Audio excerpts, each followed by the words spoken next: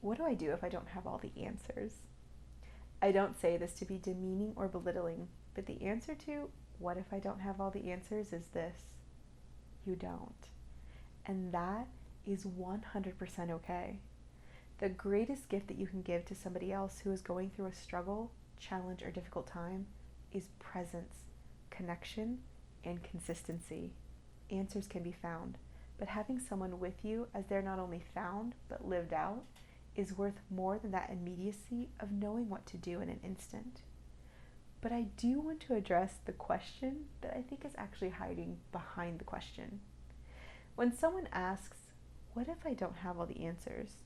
I think what they might actually be wondering and asking is, I care for this person and I don't want to give wrong advice or have them tell me something that I cannot handle or don't know how to provide actual help for. So what do I do then? So if that is you, let's go ahead and work through it. First, like I said, the fact that you are there to offer presence, connection, and consistency is a tremendous gift. You may not know how to be with someone in a moment of pain in a way which alleviates the source of their pain, yet being with them in it, even the unknowns of knowing what to do or how to get them out of that pain, this still matters, and it still matters greatly. Will it be personally uncomfortable for you? Yes. Will you want to point to a solution at times to alleviate your own discomfort? Possibly. But I would encourage you to hold off on that mode. Instead, be present in the unknown. Allow someone to mourn, to be angry, to say something unfiltered. It is okay for you to share that you do not know what to do either, but that you are not going anywhere or scared of sitting with them in the unknown of the moment. There is time to search for answers, but sometimes the full emotion of a moment needs permission to be what it needs to be. We don't stay there, but we do pass through there. After this comes the space for action. It is okay to let someone know that you do not know what to do, but that you are going to take time to figure it out. In the space in between, you have the ability to personally process your own discomfort of the moment that you just shared with someone. You have time to find any personal guidance or resources that you may need to help you through it. And you also have time to then move into seeking options which can best support them. The research phase is where I personally come alive. I feel empowered by knowing that there are other professionals that are out there who have found a path and can help me to help someone else find theirs. I feel empowered by seeing inspirational, motivational, and community guidances which can offer the person that I care for a way through. How do I find these? Many times they are found through an initial online search engine, followed by making a few phone calls to the websites that I find most fit the individual's needs. I like to make sure that I have the ability to vet a resource before I send someone towards it. This means that I have called hotlines, popped into community centers, talked with doctors, telephone counselors, bought the book to read at first, listened to podcasts, and chatted with teachers, pastors, and youth workers, all with the same exact intro.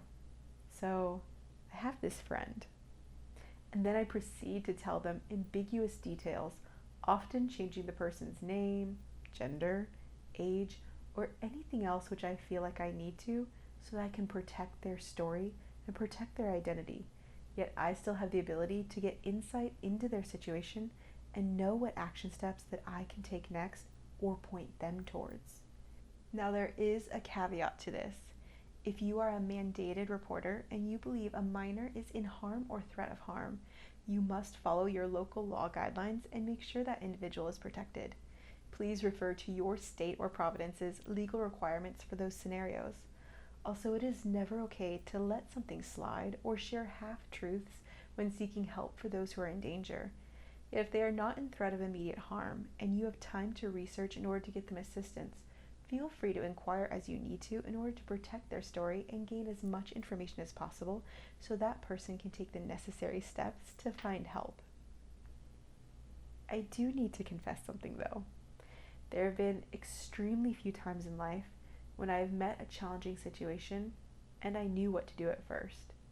I have worked with individuals who have confessed drastic abuse, who have shared with me about dangerous addictions that they felt very stuck in, for those who have been involved in illegal activity, who thought that they might be pregnant and weren't ready, who had harmed someone else, who had harmed themselves, who had run away from home, who wanted to die, who had a plan to die, and many other extreme situations.